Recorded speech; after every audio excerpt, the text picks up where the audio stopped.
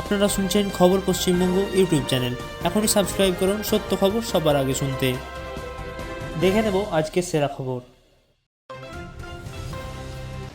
বাংলাদেশ থেকে বিয়ে করে ভারতে চিঠি লিখে আত্মঘাতী ব্যারাকপুরের গৃহবধূ।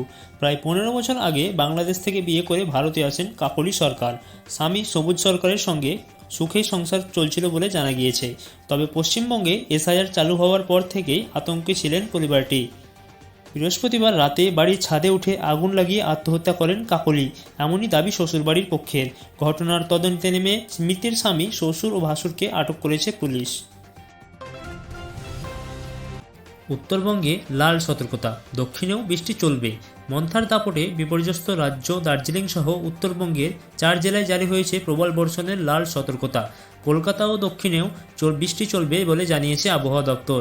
ঘূর্ণিঝড় মন্থা দুর্বল হয়ে নিম্নচাপে পরিণত হলেও তার প্রভাব এখনও রয়েছে গোটা রাজ্যে।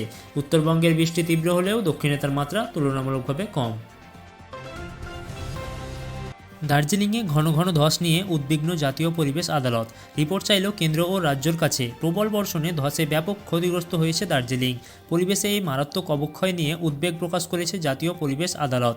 কেন এতবার ধস নামছে সেই বিষয়ে বিস্তারিত রিপোর্ট চাওয়া হয়েছে কেন্দ্র ও রাজ্য সরকারের কাছ থেকে। আগামী 22শে ডিসেম্বর কলকাতার পূর্বাঞ্চলে বেঞ্চ শুনানি হবে এই মামলায়। বিধানসভা প্রাঙ্গণে নিরাপত্তা আরও কড়া, বসানো হচ্ছে স্বয়ংক্রিয় RFID গেট। শীতকালীন অধিবেশনের শুরুর আগেই বাড়ছে বিধানসভা প্রাঙ্গণের নিরাপত্তা।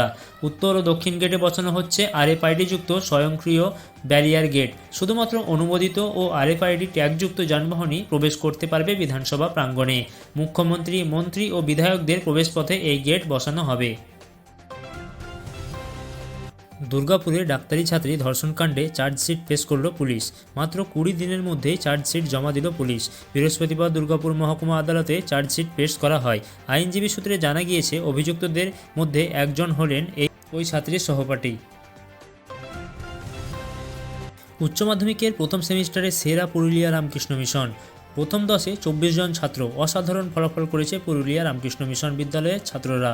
উচ্চ মাধ্যমিকের প্রথম সেমিস্টারে রাজ্যের প্রথম 10-এ জায়গা পেয়েছে 24 জন। যুগ্মভাবে প্রথম স্থান অধিকার করে প্রীতম বল্লভ ও আদিত্য নারায়ণ জানা। দীর্ঘদিন ধরেই এই প্রতিষ্ঠান শিক্ষাক্ষেত্রে সাফল্যের ঐতিহ্য বজায় রেখেছে। 2002 সালের তালিকায় নাম নেই পঞ্চায়েত সদস্যের স্বামীর। মালদার সীমান্তবর্তী গ্রামে চাঞ্চল্য। এসআইআর চালুর আগে নির্বাচন কমিশন 2002 সালের ভোটার তালিকা প্রকাশ করেছে। সেই তালিকায় বহু গ্রামবাসীর নাম উধাও। এমনকি তৃণমূল গ্রাম পঞ্চায়েত সদস্যের স্বামীর নাম নেই বলে অভিযোগ। ঘটনাকে কেন্দ্র করে মালদার ইংরেজবাজার ব্লকের যদুপুর 2 এলাকায় শুরু হয়েছে রাজনৈতিক উত্তেজনা। বিএলওদের নিয়ে তৃণমূল নেতার বিতর্কিত মন্তব্য।